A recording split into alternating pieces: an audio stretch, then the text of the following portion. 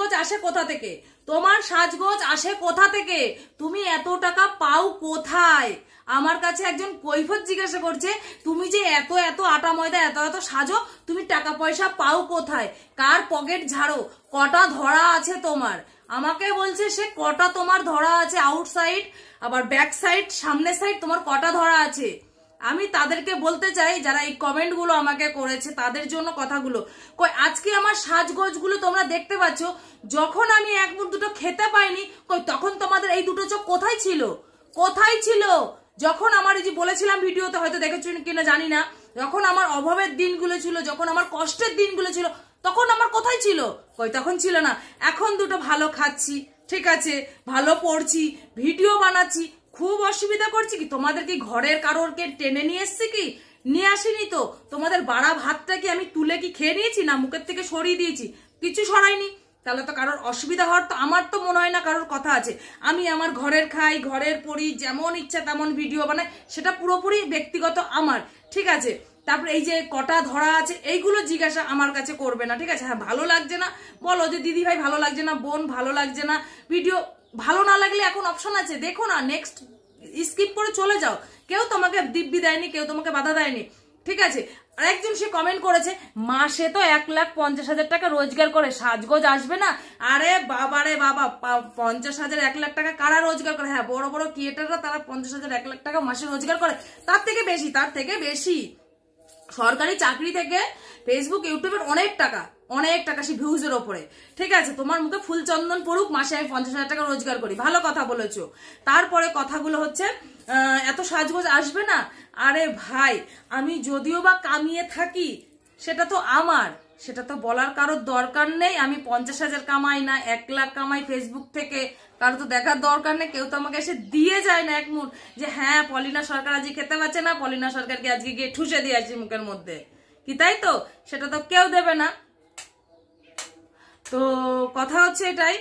তো 50,000 টাকা যদি মাসে আমার রোজগার হতো খুব ভালোই হতো। এই নিয়ে প্রায় কমেন্ট করছে, তোমার মাসে কত টাকা রোজগার, তোমরা কত টাকা রোজগার করো সেটা আমাকে দেখাও। তোমরা আমাকে, তুমি মাসে মাসে যারা যারা কমেন্ট করো, তোমরা মাসে মাসে কত টাকা রোজগার করো, কই আমাকে দেখাবে। আমি কত টাকা রোজগার করলাম, কত টাকা কি, সেটা কি বলতে হবে? হ্যাঁ বলতে হবে। আবার লিখছে কি, কোমর তো দুলাই দুলাই ভালোই নাচে, নাচবো না? আমার গতর, আমার শরীর, আমার যেমন ইচ্ছা হবে আমি তেমনই নাচবো, তেমন নাচবো, ঠিক আছে। ভালো লাগলে দেখবে, ভালো না লাগলে দেখবে না। আর কথা হচ্ছে এটা, অনেকে আবার লিখছে তোমার ছেলের বয়স কত? আরে বাবা বলেছি তো আমার ছেলের বয়স কত বাবা, 15 থেকে 16 বছর বয়স, 15 বছর বয়স, এই 16 বছরে পা দিয়েছে গেল। তারপরে কমেন্ট করছে, সৎসাহস নেই তোমার, সৎসাহস নেই তোমার বরকে সামনে এনে ভিডিওর সামনে দেখাতে। কেন গো?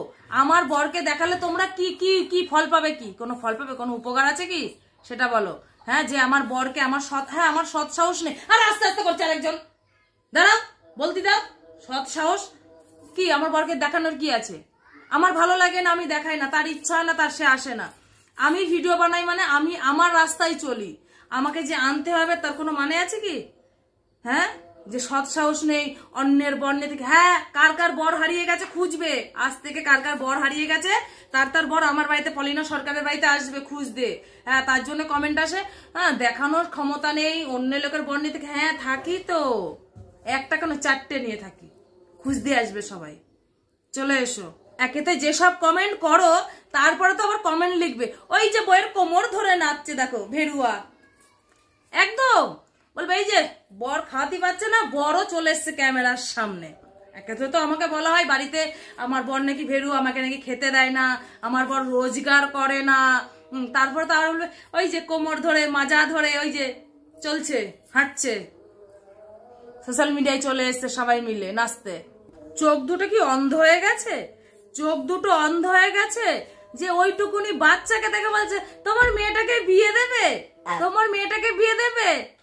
সে কোথাকার মানুষ আসে কি জানি, কোথা থেকে মানুষ আসে।